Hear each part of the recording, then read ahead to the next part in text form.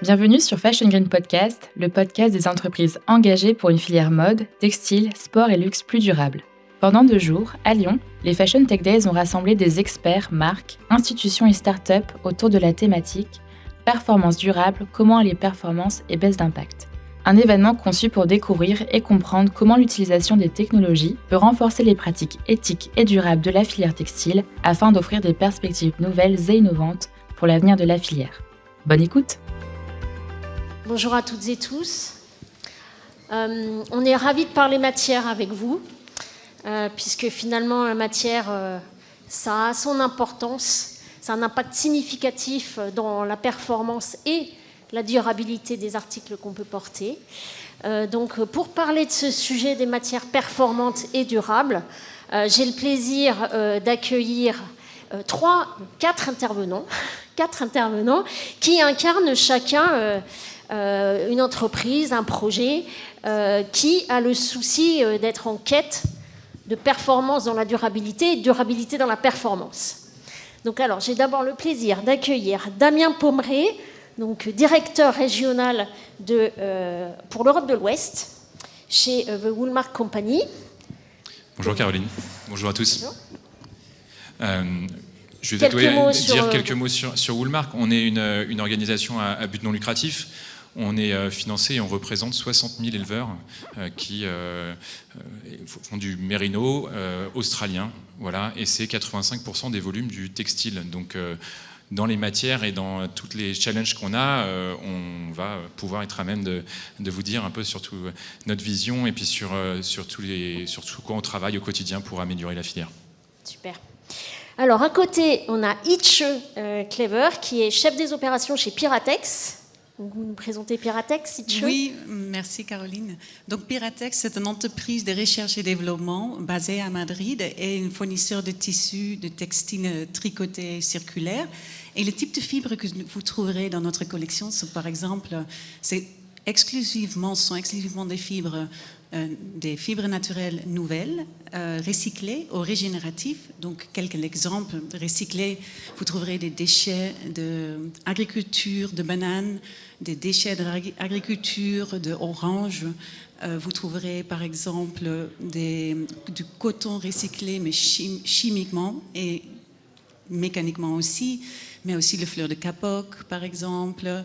Et donc, nous produisons nos tissus en Espagne, Portugal et en Italie pour être proche de nos clients. Récemment, on a commencé à produire aussi en Mexique pour se rapprocher à nos clients américains.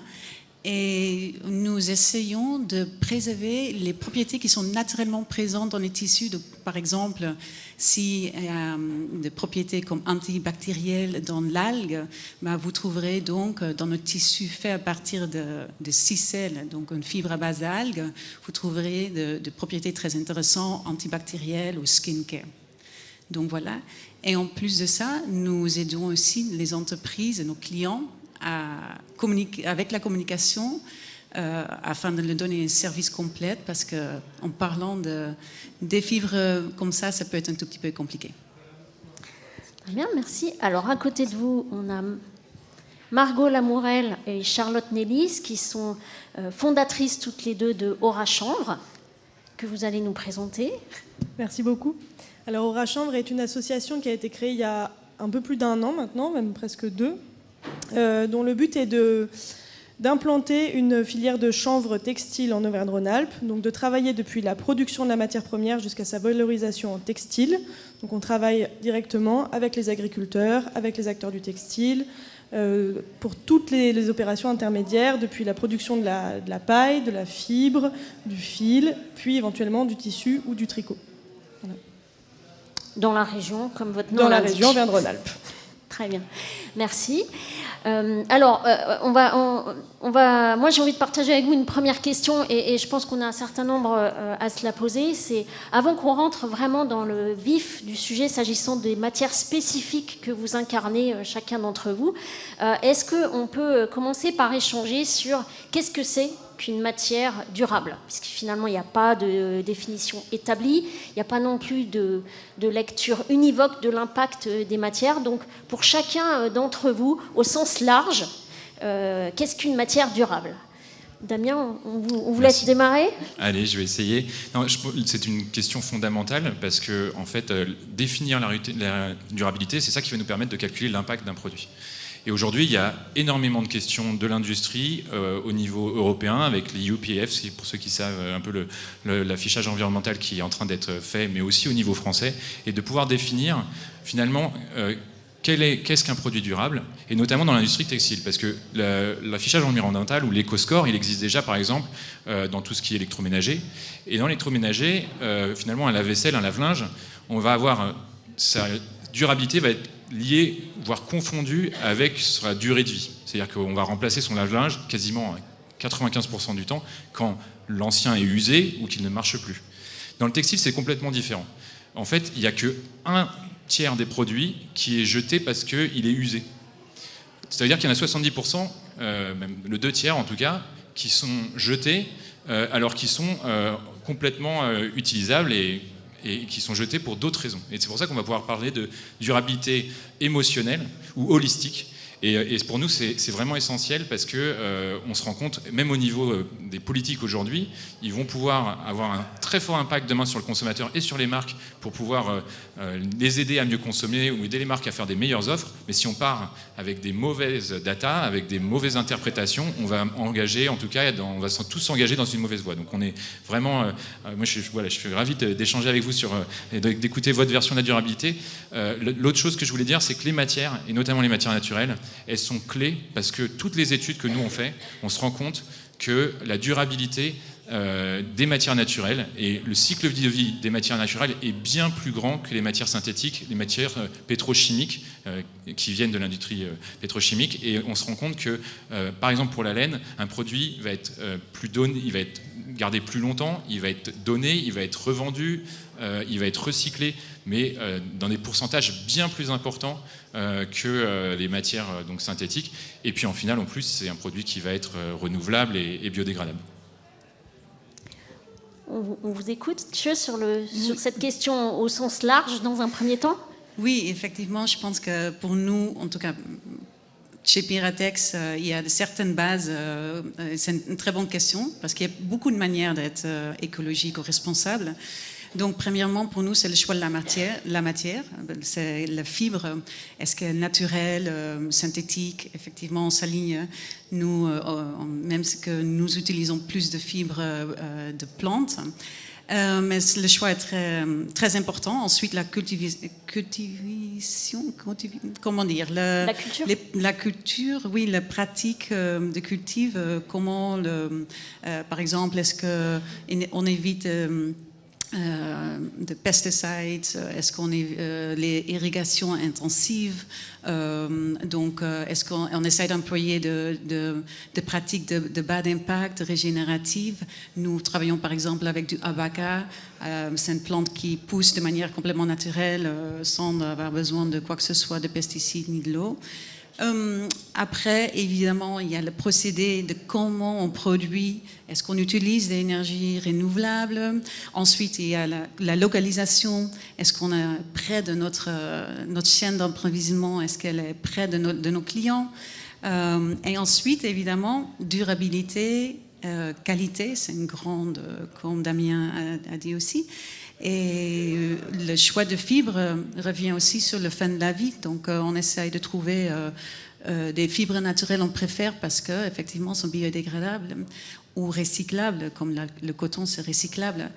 Et c'est très intéressant parce que, comme on définit, on parle souvent de fibres préférencées. Textile Exchange parle de fibres, de preferred fibers. Évidemment, c'est mieux d'utiliser, par exemple, un polyester recyclé.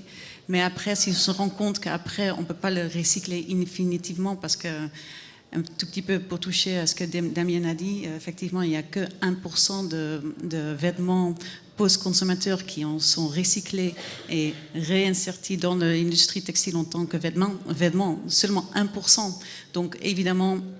Donc, quand on parle de polyester recyclé, c'est fantastique, mais finalement, est-ce que c'est pas mieux sinon d'utiliser un autre type de matière ? Parce qu'en bouteille, au moins, on peut le recycler de forme infinitivement. Donc, oui, c'est un vrai débat. Margot, Ouais, c'est vous? Je vais rebondir, donc je ne vais pas revenir sur ce qui a été dit sur la partie environnementale, parce qu'évidemment, sur une matière durable, elle doit être respectueuse de l'environnement, comme vous l'avez bien dit.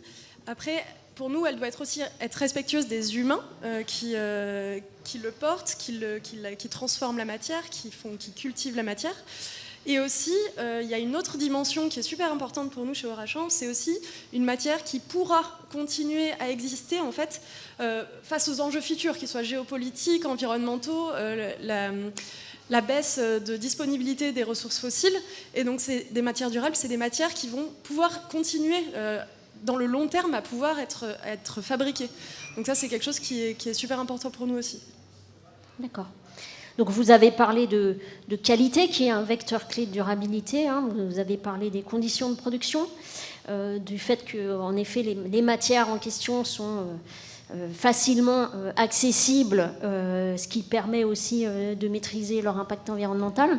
Donc maintenant, si on zoome sur les matières que vous incarnez spécifiquement, donc au-delà de ce qu'on peut décréter, quels sont les engagements forts et concrets que chacune de vos entreprises ou organisations prend pour s'engager sur le fait que ce soit durable? Est-ce qu'on peut commencer par vous, Itche? Il y en a beaucoup, mais il faut dire que nous n'avons pas forcément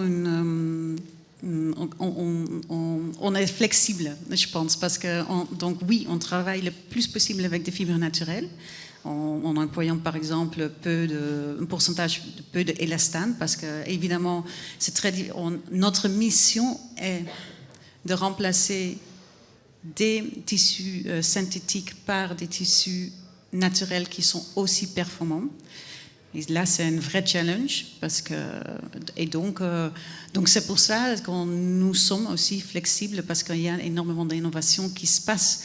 Par exemple, on ne pourrait pas dire nous ne travaillons jamais avec des synthétiques, parce qu'il y a beaucoup de choses intéressantes qui se passent en ce moment avec des synthétiques dégradables ou avec la dégradabilité accélérée.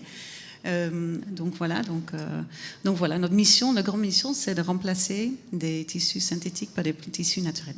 D'accord. Mais au stade où vous en êtes de vos développements et de votre recherche, vous n'excluez pas l'intégration de fibres synthétiques dans vos formules pour des questions de performance. C'est ça. Par exemple, nous sommes en train de faire un projet de recherche et développement avec un fournisseur de fibres qui est capable de sortir de polyester, du polycoton. Et donc, ça sera un polyester. Est-ce que tout le monde sait ce que c'est que du polycoton? Je vous explique un tout petit peu. Donc, la plupart que vous trouverez dans le marché un peu bas de gamme, street, fast fashion, en temps de t-shirts et surtout des hoodies, des sweatshirts, c'est souvent un mélange de coton avec du polyester. C'est très, très, très typique. Et donc, mais par contre, ces ces matières-là, sont très difficiles à recycler parce que, en fait, vous pouvez les recycler de manière séparée. Ce sont des procédés de recyclage différemment. C'est, par exemple, coton se fait mécaniquement et polyester thermiquement, je crois. Et donc, et voilà. Donc, c'est impossible de recycler ce type de matière. Et maintenant, il y a des nouveaux procédés qui est capable de séparer ces deux de la composition, on va dire, parce que les mélanges de composition, c'est le plus grand challenge quand il s'agit de recyclage. Donc voilà, donc je n'exclus pas d'avoir de la polyester quand il s'agit de polyester recyclé à partir de ce procédé. Et peut-être juste avant de passer le micro, vous pouvez nous dire quelle est en fait la matière chez Piratex la plus emblématique, enfin celle qui vous incarne le plus là, à l'heure qu'il est, que peut-être celle que vous vendez le plus, si vous pouvez nous le dire.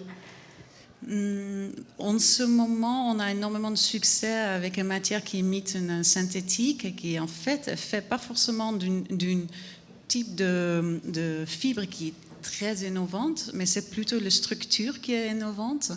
Et du coup, on est capable de faire avec une fibre lyocell, donc c'est une fibre de base de pulpe de bois, en faire une alternative naturelle, artificielle, pour faire, par exemple, des maillots de bain, pour les tissus de maillots de bain. D'accord. Ou des tissus sportifs.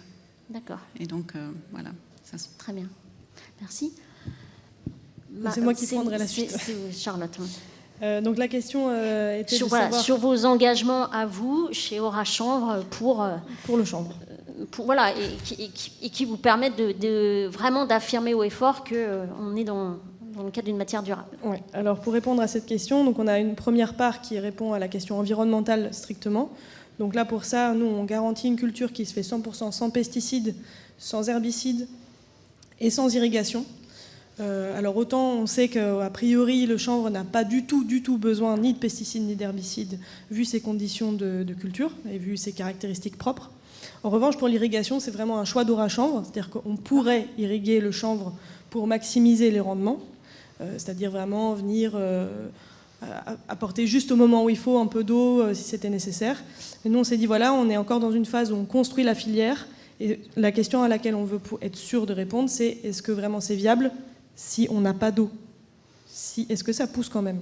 Aujourd'hui, notre réponse est plutôt oui. D'accord. On sait quand est-ce qu'il en faut absolument, donc on précise les conditions de viabilité et donc de durabilité de notre matière. Et donc voilà, pour ça pour nous c'est très important de garantir dès le départ et dès la construction de la filière vraiment les conditions d'avenir de notre matière première, d'un point de vue environnemental. Et après d'un point de vue humain, on a dit que c'était aussi, ça faisait partie de nos conditions de durabilité. On construit la filière avec tous les acteurs intégrés.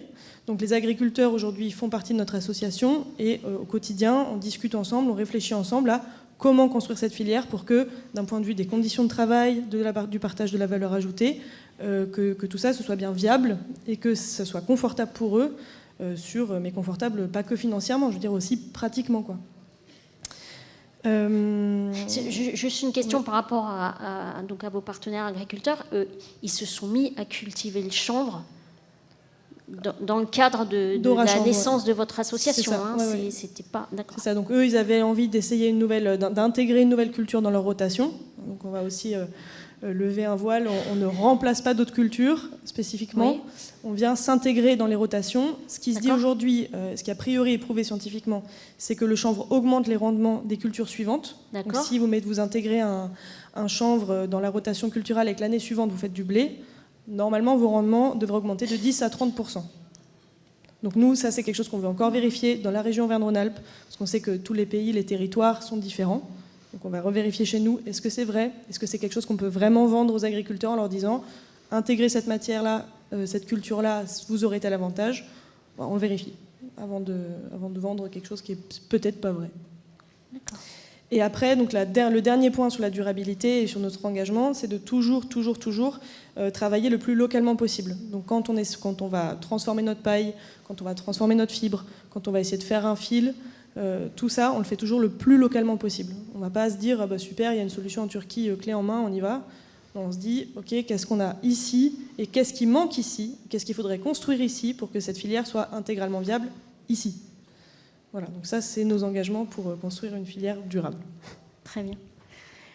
Vous nous parlez de ceux de Woolmark Company, Damien? Oui, la laine de manière générale, parce que Woolmark, c'est l'autorité mondiale de la laine. On partage beaucoup de choses avec le chanvre, même si c'est de matières très différentes.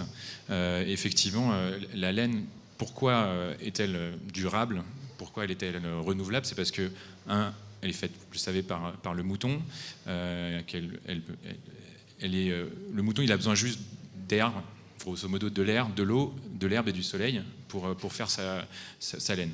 Sa laine, elle est constituée de ce qu'on appelle du carbone atmosphérique. C'est-à-dire que comme un arbre, le mouton, en fait, il va capter du carbone dans l'atmosphère, il va créer de la laine pendant toute la durée de vie du produit, quel qu'il soit. Elle va pas relâcher de microplastiques, elle va moins se laver, etc.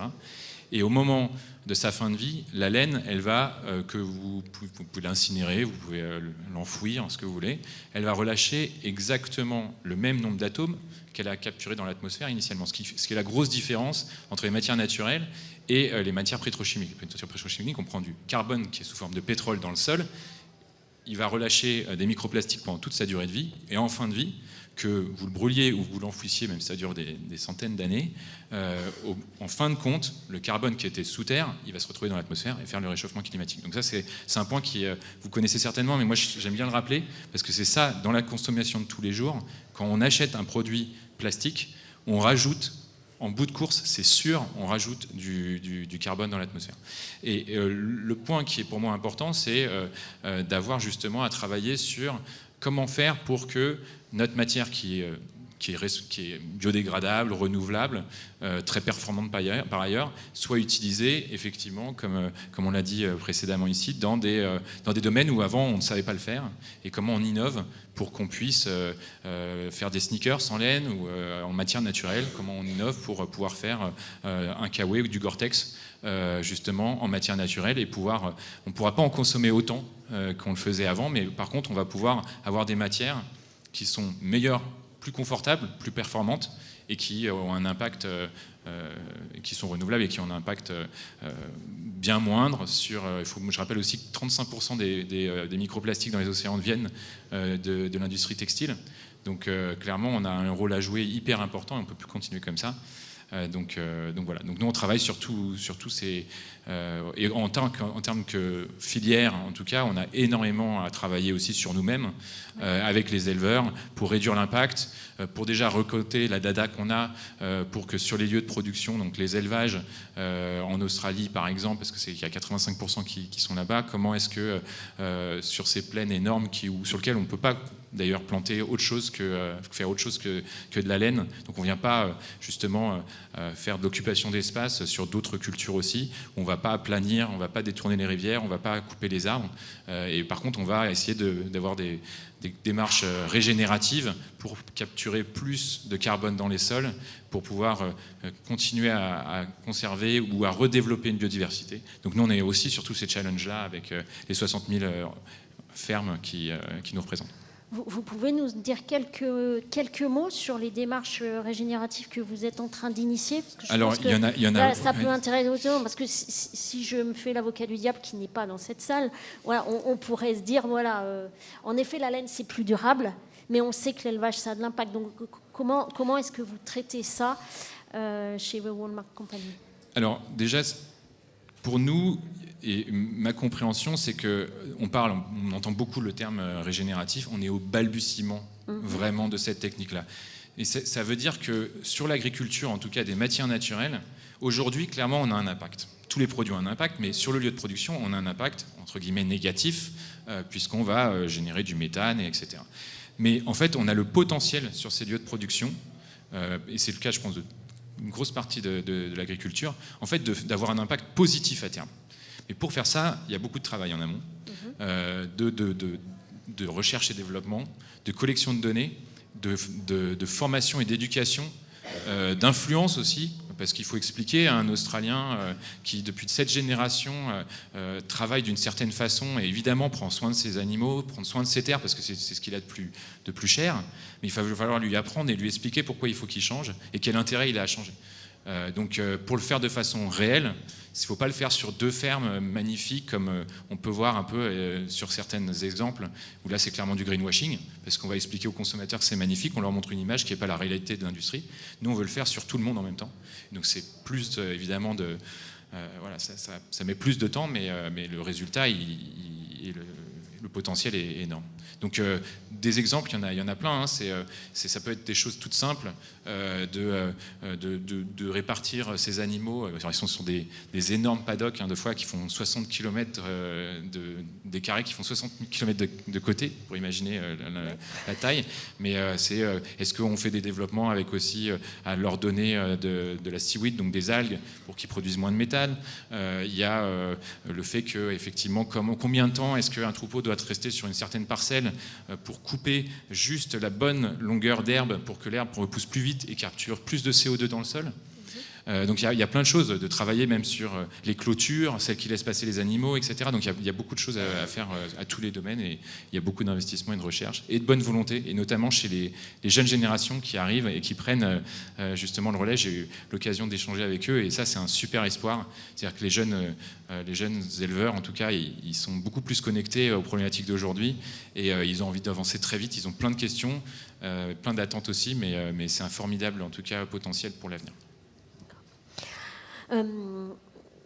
Une autre question, on entend bien à travers vos récits à tous que construire ce couple performance et durabilité, c'est un couple qui est difficile à construire, à sortir et à faire durer dans le temps. Est-ce que vous pouvez nous partager les difficultés que vous avez à gérer ce couple, et comment vous les contournez, comment vous arrivez à finalement garder votre cap face à ces difficultés? Est-ce qu'on peut... Oui, alors évidemment, quand on parle de chanvre et de matières naturelles, en général, on est souvent face à des matières synthétiques qui sont en face. Donc peut-être, je rappelle rapidement la définition des matières synthétiques naturelles. Il y a plusieurs types de matières. Donc les matières naturelles, c'est celles qui sont brutes, issues de la nature. Donc elles peuvent être végétales ou animales, comme la laine, comme le chanvre, le lin, le coton. Enfin voilà, il y a tout un tas de matières naturelles, donc elles ne sont pas transformées. Il y a les matières synthétiques qui sont des matières en fait pétrosourcées, donc issues du pétrole. Et après, il y a des matières artificielles qui sont des matières biosourcées, donc issues du vivant, donc en général avec du bois ou d'autres matières naturelles, mais qui sont transformées chimiquement pour obtenir une matière qu'on appelle artificielle. Donc voilà, juste petite définition pour voir de quoi on parle. Nous, typiquement, notre difficulté, c'est qu'on s'inscrit dans un territoire en Auvergne-Rhône-Alpes qui est celui des fibres techniques, et notamment beaucoup des fibres synthétiques. En Auvergne-Rhône-Alpes, la plupart des industriels du textile travaillent dans l'aéronautique ou avec des matières synthétiques. Ça a des performances économiques qui sont imbattables aujourd'hui, les performances économiques des matières synthétiques. Et aujourd'hui, on ne prend pas en compte les coûts environnementaux de ces matières-là. Donc pour nous, c'est aussi c'est une ouverture peut-être sur l'avenir de est-ce que demain, il y aura des garde-fous légaux qui nous permettront de devenir compétitifs ou devenir équivalents à des matières très polluantes en prenant en compte tous les coûts environnementaux qui aujourd'hui sont générés en fait par le fait d'utiliser des matières synthétiques. Ça, c'est la première difficulté, c'est vraiment les performances économiques pour nous. Et la deuxième, c'est les performances techniques et mécaniques. Les synthétiques ont certaines performances d'élasticité, de résistance, etc., qu'il est aussi compliqué d'égaler. Donc, évidemment, le chanvre a beaucoup d'avantages, et notamment des avantages mécaniques, mais aujourd'hui, on ne peut pas être sur des performances extrêmement pointues dans l'aéronautique, par exemple, avec du chanvre. On va pouvoir être sur de l'aéronautique, mais peut-être dans des choses un peu moins résistantes, où il y a besoin de moins de résistance mécanique. Après, on se pose aussi la question des fois des cahiers des charges, en fait, tout simplement. Les cahiers des charges demandent certaines résistances, etc., qui des fois sont complètement surdimensionnées. Et parce qu'on a l'habitude de travailler avec cette matière-là, on en fait la norme. Se poser la question de est-ce que ces résistances-là qu'on obtient avec le synthétique, est-ce qu'elles sont nécessaires pour toutes ces applications-là, et voir à quel endroit on pourrait cibler pour remplacer justement ces fibres synthétiques par des fibres naturelles. Voilà, enfin, moi, c'est les deux difficultés principales que je vois, économiques et mécaniques. Ce dernier point, il est aussi valable pour des applications textiles prêt-à-porter, là, ce que vous êtes en train de dire. Oui, tout à fait.